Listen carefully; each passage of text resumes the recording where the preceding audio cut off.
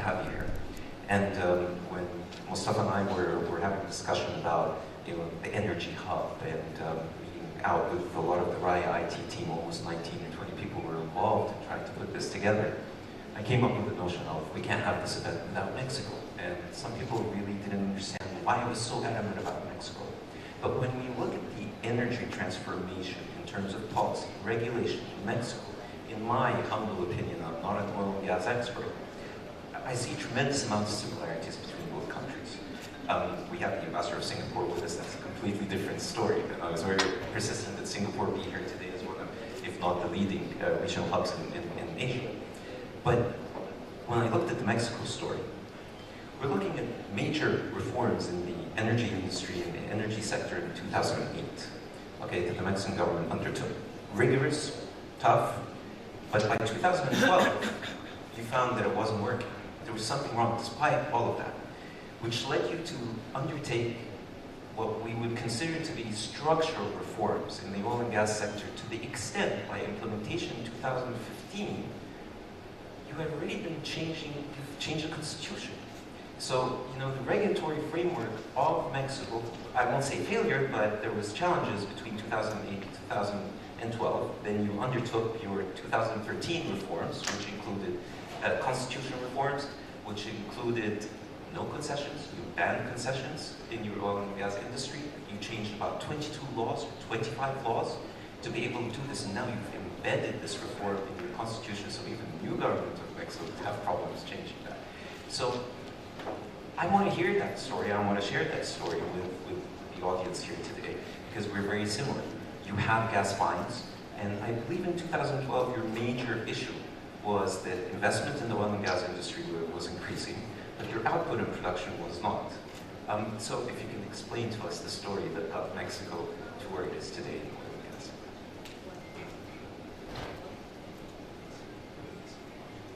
Well, thank you. First of all, thank you very much for this amazing opportunity to share with you all these experiences we had in Mexico related to the energy sector.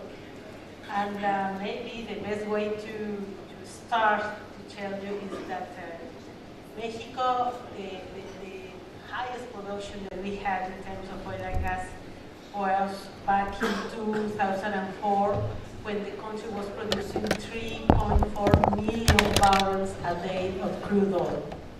Today, Mexico's production represents more or less 1.8 million barrels a day. So we lost almost half of our national production.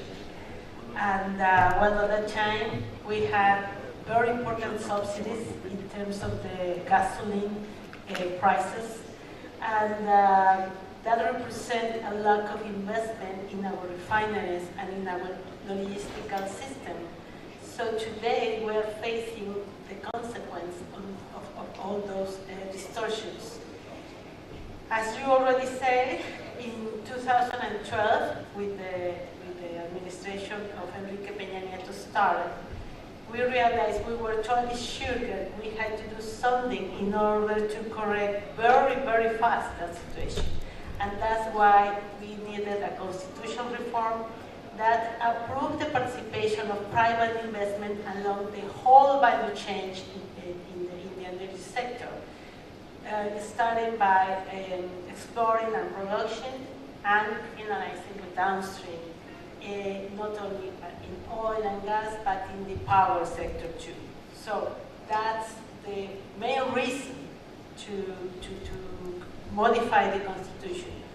Mexico had to increase its security, its energy security conditions.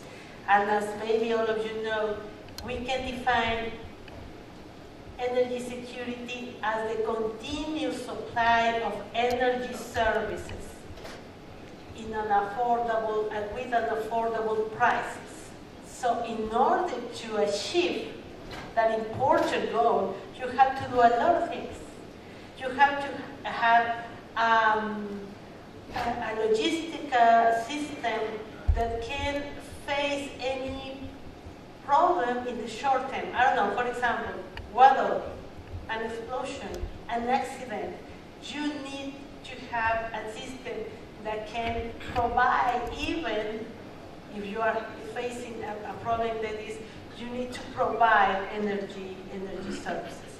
And at the same time, in the long-term issues, you have to invest all the time in order to build infrastructure that can attend the growing demand that you have in time. So this is the main, or the main elements that you have to take into consideration. And there's another thing, a very important thing. When we're talking about energy sector, we have to be totally conscious that we are talking about environmental issues, social issues, and definitely economic goals. So energy policy has to take into consideration all these things. And you have to think again, not only in the short time, mid, but in long time. So, what is a hub? Or what, usually for the policymaker, it's always looking for a hub. Why? Because it definitely represents a lot of benefits.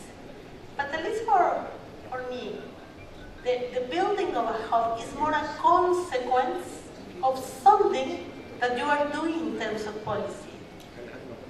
Because the hub is more the result of the view of the market. It's more a market decision than a policy decision. Again, it's a consequence. So the way that Mexico define the strategy is, what we need first is to create the conditions in order to have a wholesale market. Once we have it, then what we believe is that we can attract investment, we can attract market players, and then we can be a hub. So what are the main three conditions in order to have a wholesale market? You have to work in terms of prices, definitely. You have to work in terms of infrastructure, and then you have to work in terms of information. These are the three key elements for having a market: price, infrastructure, and information. And you have to be totally conscious that this could be a very painful process. Why? First of all, prices. You need to eliminate subsidies. If you have subsidies, definitely this is not working. So the elimination of subsidies, has a political cost, very high political cost. This is what the previous government in Mexico has to face, and the results are over there. There are several ways to afford these kind of decisions, but definitely you have to eliminate subsidies. You have to allow that the market defines final prices. The best way that you can have a price is when the market is there and everybody knows that these final prices is transparent and, more than any other thing, reliable. The second element, infrastructure. You have to develop regulation that allows free access to infrastructure. And this could be very painful too, especially if you have an incumbent that was our case. In terms of natural gas pipelines, for example, Mexico decided to say the incumbent, the national company is Pemex, and Mexico took the pipelines from Pemex, and we created another state company that today is the independent system operator, and assigned these assets to this new company. And it was really, really painful for Pemex. But this was the only way that we could eliminate the conflict that you have if you are the owner of the infrastructure and at the same time you sell the molecule. It is totally against your own interest to sell the capacity to third parties. So we had to eliminate that conflict. And this is a golden rule for the infrastructure. You need to sell only.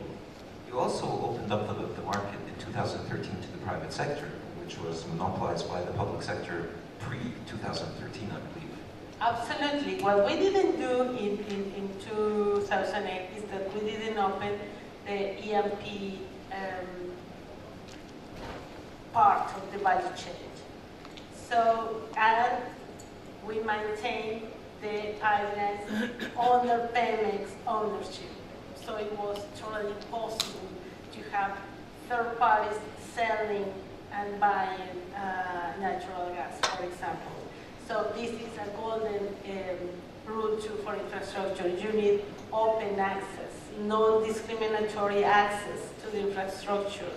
You need transparent tariffs. You need a regulator, a strong regulator defining the tariffs for this infrastructure.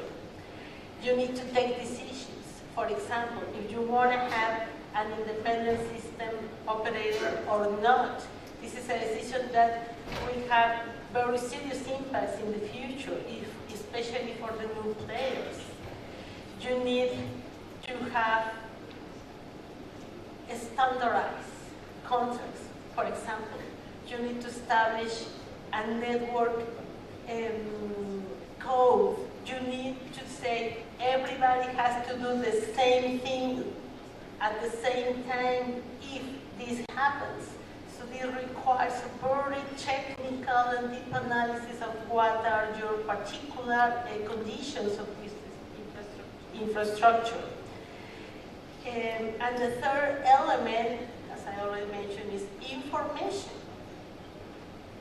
For Mexico, during the previous regime, when there was only one company selling everything, Pemex was selling everything and producing everything, nobody needed to know if we have inventories or not and where we're located. Why? Because Pemex had the obligation to supply the market. So it was Pemex's problem.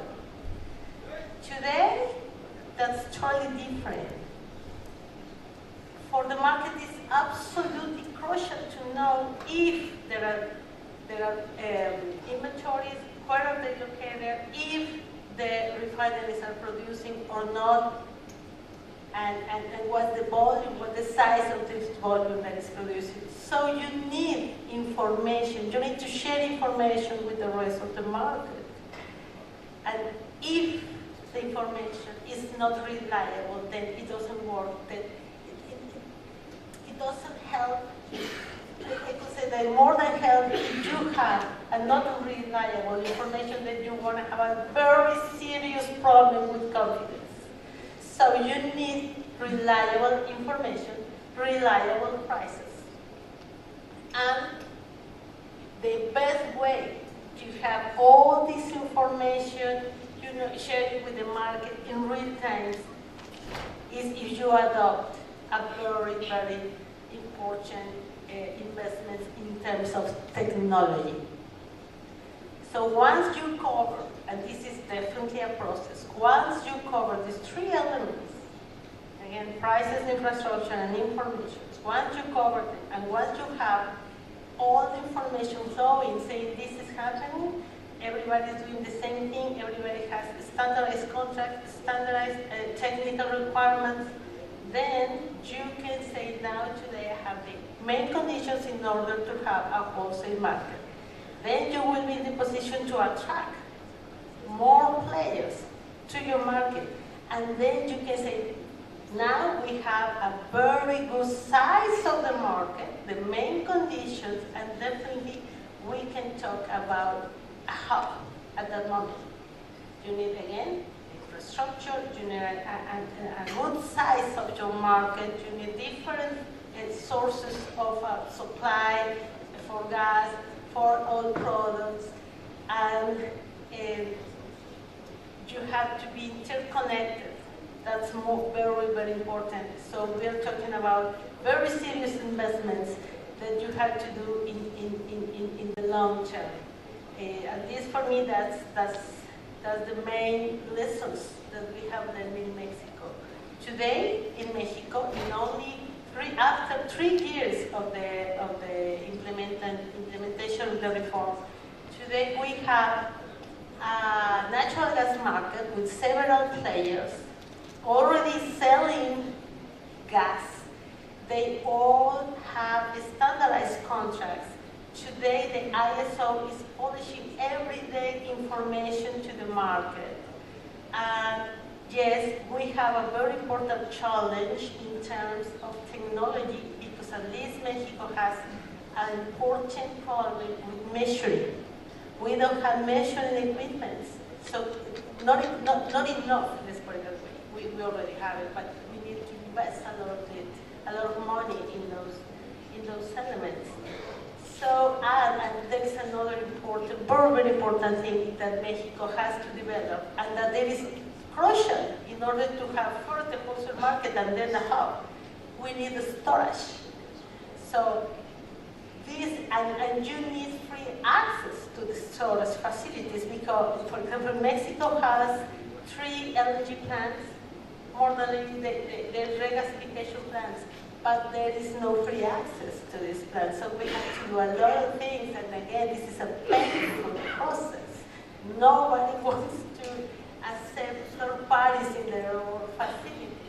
So it is something that you have to do to prevent in your regulation, and especially if you're affecting current contracts. When you say, wait a minute, I am the owner of all those capacity, I don't want to share, you have to do something in legal terms in order to not affect the contract. So it is painful again, and it takes time.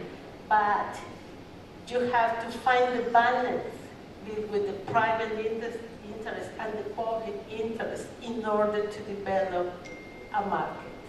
And I think those are the main lines. Again, what are the results today? Well, we have new players. Yes, we have very important players in terms of production, exploration, transport, distribution, and not only for natural gas, but for oil products too. Those are our main results. But Mexico, at this point, if we look, you've utilized most of the, how can I say, the easy concessions that are in Mexico. Now yeah. The cost is going higher because you're going deeper into the Gulf and so on and so forth. So the cost of actually, the cost of industry in Mexico has increased. But at the same time, very similar to what we've seen here in Egypt, with Zor and other fields, you're having these similar, you have similar fields as well. You haven't exploited them yet, because you don't have enough storage at one point. So my question here, just to get it a little bit closer to everyone, the concept of a hub. I mean, how far away is Mexico from achieving that goal of becoming a regional hub, which brings the oil in from the United States, because you don't have too much oil. Okay. Now you have gas coming into perspective. And we'll hear from Singapore. I mean, they're a perfect example of not having anything and becoming a very, very successful hub. Yeah. You're sort of in between, you're more of in Egypt. So what is it? Well, where are you now in terms of really achieving that goal of becoming a regional hub to Latin America? Okay. Well, the way I see it is that today we already have a wholesale market. And again, this is the first step. We have to do a lot of things in order to be a hub. What do we have to do? We need to invest in technology because we need reliable information. We need to accelerate the participation of third parties. We need to attract these companies that publish prices. But the way that Mexico started to publish prices is taking advantage of the regulator information. So today we have, let's put it this way, official information related to prices. But with official information, you don't develop a future market, and you need a future market if you want to be a hub. So we still need to invest in technology in order to have reliable information and then attract these companies and help them to publish their own information in order to start to develop this concept of regional price. So again, you need reliable information, you need, again, standardize the whole behavior of all the participants with contracts, with technical requirements, and then you can say, okay, now I'm in the process to be a hub. So we need to work a lot, and we need to attract more investments, and we need to invest in technology, as I was trying to tell you, that In terms of measuring, for example, Mexico has to invest a lot, not only in pipelines, but in refineries, because we don't have a modern measuring system. So we need to invest, again, and to maintain the information is shared with the rest of the market. Then we can be happy. There's some concerns within the industry itself that people look at and say, well, digital transformation in general, not just in the oil and gas sector, but across the board, takes away from jobs. And whether it's Mexico, whether it's Egypt, one of our main focuses here is job creation. Yeah. So through that transition from, let's say, conventional approaches to managing the upstream and downstream or the oil process itself, the oil and gas process itself, has digitization of this industry impacted the output and requirement and skill set within the industry from universities? I mean, how do you match that? I mean, when you have somebody who's working in oil and gas that is not digital, has to have a certain skill set, but then once you go into the digitization, you need a completely different skill set. How did Mexico deal with that in terms of maintaining that momentum of sustainable job creation within the oil and gas industry after transformation? That's a very good idea, and definitely something that you need to include in your public policy, and that's what Mexico did. What we create is a fund with that could be financed by the income from the oil contracts. And part of this fund is dedicated to develop human resources skills. And we signed several agreements with universities, not only in Mexico, but with some other countries, in order to develop these new engineers that need to learn a lot of things in terms of technology. What I'm trying to tell you is that, yes, the development of the energy sector has to be adopted in a long way view. You need to build all these capacities that you don't have at the beginning. Again, why? Because Mexico only had one company, so it was that company's problem to create the new human resources. Yes, you have to invest a lot. And today, we have a lack of human resources well qualified in order to participate in this market. Fortunately, the new companies that are arriving to the country, they see this problem and they're investing a lot in terms of the capacitation and all those kind of things with the human resources. But yes, the public policy has to consider that you have that problem at the beginning and you need to resolve it, definitely. And for that, at least that's my point of view, it is impossible to assume that the government is going to resolve everything. You need to invite the private companies, you need to establish goals with them in order to develop this technology and the human resources that will manage them. I have two more questions. One, I cannot pass up the opportunity to ask you. Let's call it turbulence. Let's call it a revisitation of the principles of globalization, in a sense, which NAFTA was one of the very essential parts in the 90s of pushing the whole trend of globalization across the world. With the, let's say, revision of this specific agreement, how is that going to impact? And I've heard Mexican officials say, very bluntly, we don't have to depend just on the United States. I'm seeing new players like China coming into the market in Mexico as well.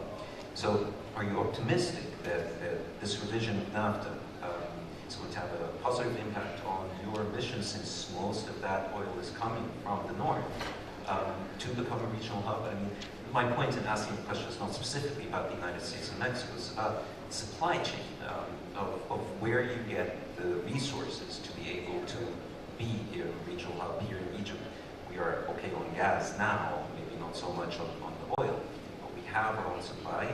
You will reach that point as well, where you're bigger on gas. But on the oil part, how do you see the relationship between your supplier and yourselves? maturity into a level where you can become or achieve your ambitions of becoming regional? Thank you. That's a very good question too. Yeah, sometimes it's a little bit difficult to identify what's the best way. If you want to take advantage of the lowest price in the world of natural gas, then you have to assume that you want to buy it from the United States. But it is a fact, there is a risk when you depend on just one source, and this is a condition that the market sees, and if you want to be a hub, that you have different sources of supplying. The best way to decrease risk in those terms is diversification. So Mexico has, as I already said, has 2 regasification plants. These plants were anchored by the power company when the power company was the only one who was generating electricity. Today, the name is CFE. Today, CFE doesn't need anymore those plants. So why? Because they will obtain the gas from a pipeline directly from the United States. But for me, this is something that the government has to take into consideration. For me, these new plants has to be anchored today by the ISO of natural gas, because for the government it is crucial to maintain a point that could provide gas to Mexico from a different resource, different country. We can bring a ship from any place in the world in terms of in the form of LNG. So the answer is yes. I think that we can take advantage of the new NAFTA. Mexico today is the main client of Texas. Nobody is buying these such volumes from Texas like Mexico. And I think, well, definitely it's in the interest of the United States to sell all those products to Mexico. And again, it is a good idea to take advantage of the prices, but we need diversification. First of all, we have the resources. It is a good idea, of course it is a good idea to take advantage of our natural resources. They're already there. That's why we need the programs, accelerating the possibility to bring them and take advantage of them for the country. But at the same time, we need to diversify the resources because you can have an accident. You don't know what's going to happen. So it's not only the source of the molecule. It is the logistic system that allows the country to take a decision in case of an emergency and bring and maintain the supply from anywhere in any place in the world and changing the demand instantly. So the answer is yes, we can take advantage of the NAFTA, definitely, but we have to maintain the diversification. It is a good idea always, not to depend of just one source. Not to put all your eggs in Absolutely, yes. My final question to you, and this is, I'm very curious about this.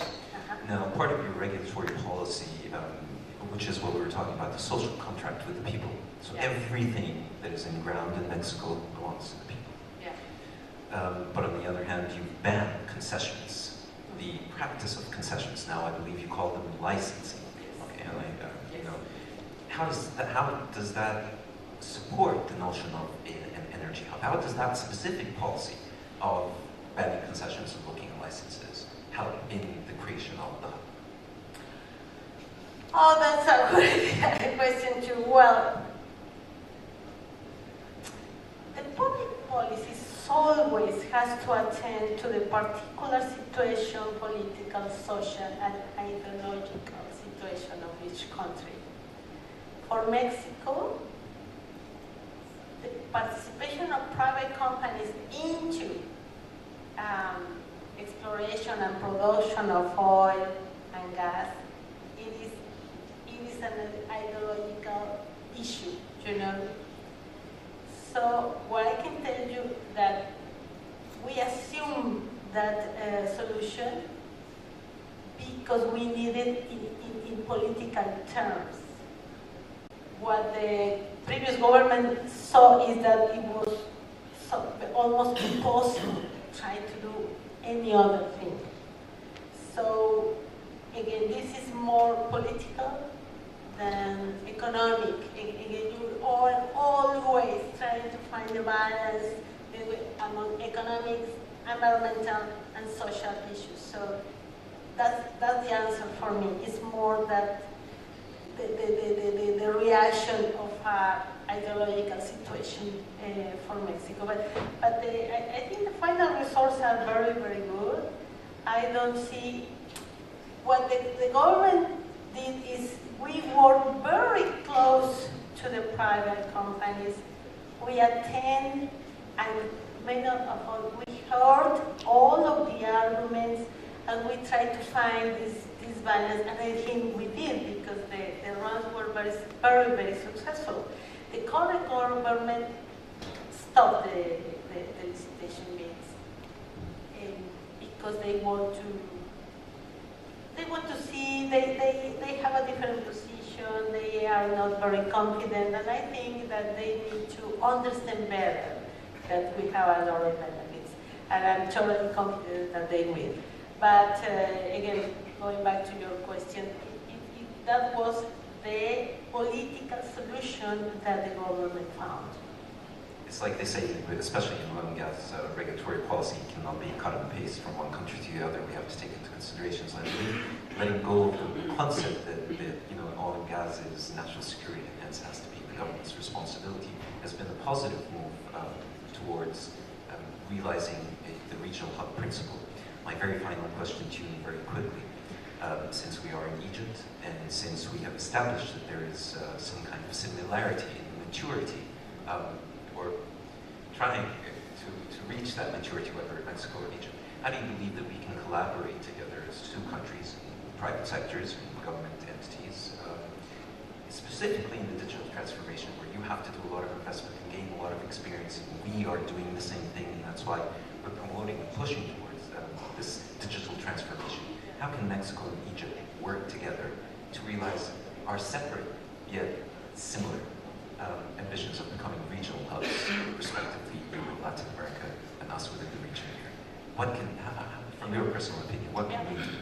Yeah, what I can tell you is that, well, I have the privilege to talk with the new Minister of Energy, with the new government, and what I see is that they need to understand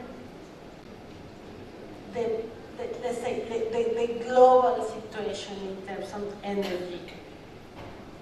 They feel that the previous government was very focused on the USA model.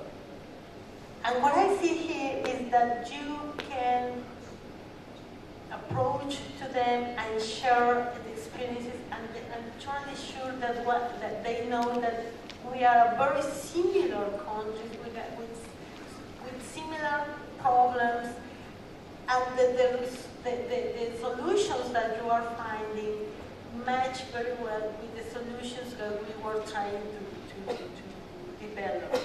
So for them, they think that they will feel more confident to talk with a country similar to Mexico than try to recover the discussion with a country that is really very close in terms in physical terms, but very, very far in terms of development. So I think that this is a very, very good moment for the government of this Mercosur country to approach to the new government and share experiences. I'll stay with you for a couple of minutes. I see His Excellency has just gone out for a phone call, so it gives me an opportunity to continue with you on these questions. Sure. Now, one of the things that we're looking at within our region here, and when I look at examples whether in North America or whether in Asia, we look at competition. Okay? The word regional hub is not exclusive to any specific country, location, or geographic location. So, we'll discuss this with the ambassador of Singapore, competition they face in Southeast Asia, from the Chinese, from Malaysia, from Indonesia. And all of these are coming up with the principles of becoming some kind of energy hub. What is the competition that Mexico believes it faces within the Latin American continent? Well, the typical permanent example for Mexico competition is Brazil. Brazil is, changing all the time. And today, particularly today, we have this very, very high challenge with the new government in Brazil. Because they're standing in, in the other side of the spectrum. They're in the right, they're trying to open and to attract these new investors, and what I see is that they are taking risks, for example, in environmental issues or social issues. So that's a challenge, definitely. And well, that's life too, and that's something that we have to face. But at least for me, and this is very important to say, the government has to think always in maximize the social benefit of your country, and this includes the whole mission. It is not a good idea to sacrifice environmental terms, for example, because in long term, this is going to be really, really hard for the country. Honestly, I don't know how to thank you or express my appreciation for your presence with us here today in this fantastic and invigorating discussion. I thank you very, very much for being with us, and I hope that we will all come out with something that's a bit clearer about what Mexico is doing to achieve that ambition of becoming a regional hub as we do the same. And I really hope that there is further collaboration between Egypt and Mexico, specifically on the digital transformation, not so much the oil and gas industry, but the technology that goes behind it. And we're being hosted today by Raya Information Technology, and what makes me proud to be here is it is a homegrown, domestic, multinational, and I'm very proud of that as well. So maybe there's a lot of collaboration that can happen. Again, thank you very, very much for being here. I appreciate it. Totally my pleasure. Thank you so much.